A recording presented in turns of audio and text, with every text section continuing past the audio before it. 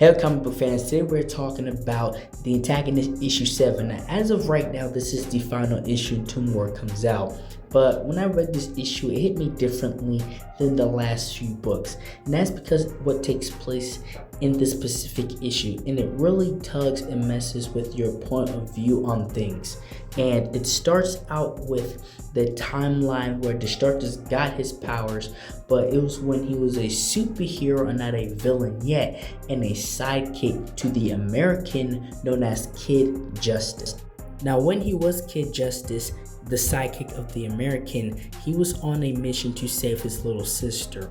And throughout this story, we see the transition of what happens. And the American, he wasn't just putting on this front. He wasn't just some guy lying to you to your face. He was a symbol of what America can be, and he was trying to be an example for Kid Justice. And even if you disagree with him, you have to respect and understand where the American was coming from and how he operated. Just because he had power, it doesn't mean he forced that power. He allowed things to play out. He allowed the law to run its course.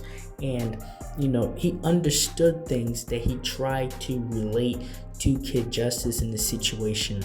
And understandably, Kid Justice was a lot more violent in this situation because he wanted to save his sister. And even the American's heart skipped a beat when he saw where his sister was, because he was not expecting that, and it only fueled the anger of Kid Justice because his little sister was actually in there and was harmed by this psychopathic maniac. And even though the American was trying to go about it a different way, I don't think anybody would fault Kid Justice for his actions in this specific situation, because I feel like anybody else in this situation with the little sister and her laying on a pile of human skulls, I don't think they would have reacted any less violent. If anything, I feel like they would have acted more violent, and she would unfortunately pass in his arms. And even then, the American would try to break through to Kid Justice and tell him, do not go down this road, do not go down this route. This man will go to jail, he will face his crimes, but allow the system to take its course. Don't allow this man to be the reason why you change as a person from what you could be to what you would become. And I can't even argue with what the American is saying. Again, you cannot fault for Kid Justice in this situation. I would have done the same thing, if not worse. But it's written so perfectly because you understand both sides and you're not mad at anybody in this particular situation but the actual monster that is about to get destroyed by Kid Justice. Because of Kid Justice's powers and abilities, he forces the man to point the gun at himself.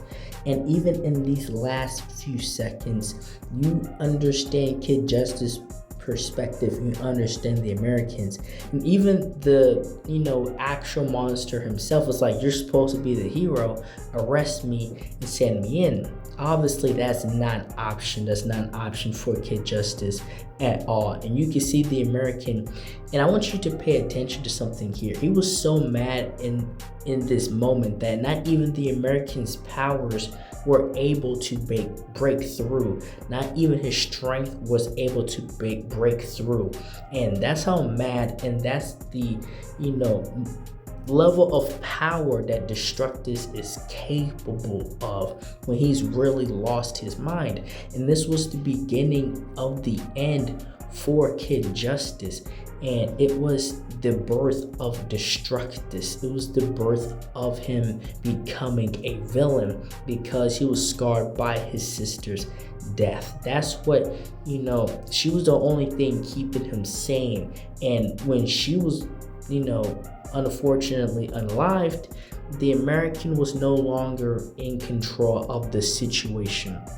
And now we are back here in modern times, and both Destructus and his wife Ultima are being, tortured and captured by this organization known as Action. Now, does my opinion or point of view change after this situation, right? Knowing why Destructus has become a villain, and you know, the route that he went down, does it change my perspective? No, actually it doesn't. It's not even a good enough excuse, because what one man did to your little sister was messed up, but you put a lot of other innocent people in harm's way. You potentially killed the American. You went about it and became the top supervillain in the world. And knowing your psychotic wife involved and how violent she is, a lot of people that should not have gotten hurt and should not have become victims did become victims. So it's not like a Punisher situation, right? We just go around and take out the bad guys in a very brutal manner. What they did escalated to another universe of damage. And this is why this is happening now, because not only what they did, but because his psycho wife freaking took a guy out in the freaking parking lot that, you know, made it a lot easier for them to find them, because they was hiding very well for themselves in plain sight. And so, yes, it was a messed up origin story for him and everything, but it really doesn't change my perspective because of everything else you've caused.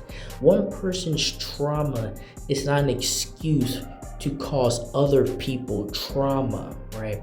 And you know, now the kids are in danger, and with Destructus right now, he's showing his, you know, his intelligence and the capabilities of his power.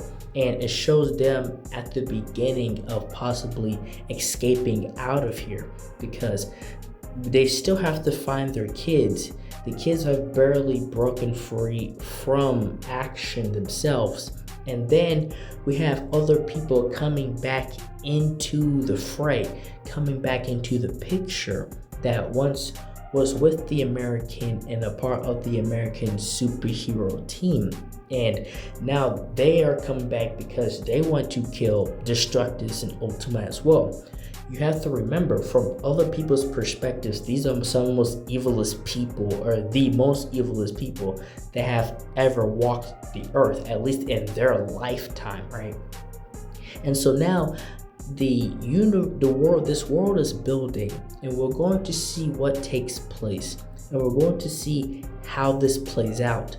Because just because people are on the same team doesn't mean they all have the same agenda in mind when it comes to Destructus and Ultima.